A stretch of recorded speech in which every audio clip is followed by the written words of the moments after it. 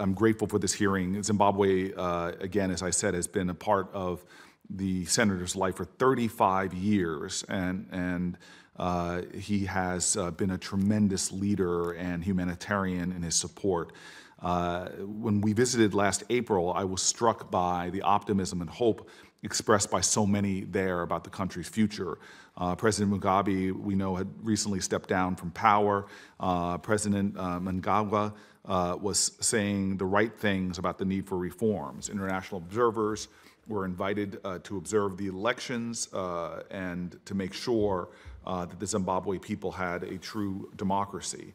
But Zimbabwe needs more hope, and it needs more than hope.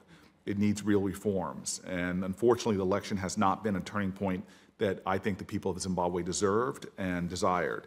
According to the joint NDI-IRI International Observation Mission, incremental improvements in the electoral environment during the pre-election period were insufficient to establish the kind of broad confidence among the political competitors and Zimbabwe's sharply divided populace. It found that Zimbabwe has not yet demonstrated that it is established a tolerant democratic culture that enables the conduct of elections in which parties are treated equitably and the citizens can cast their vote freely. The immediate post-election period was seriously marred by the excessive use of force when the Zimbabwe Defense Forces actually opened fire and killed 6 individuals protesting the Election Commission's delayed reporting of the presidential election results. This violence was accompanied by credible reports of reprisals against opposition activists in certain parts of the country and calls for the arrests of senior opposition officials. These are not the actions of a government that has turned a new leaf. For decades, Congress has played a key role in the U.S.-Zimbabwe bilateral relationship, most notably through the Zimbabwe Democracy and Economic Recovery Act, ZEDERA, which, again, the chairman has been a leader, author, and activist on.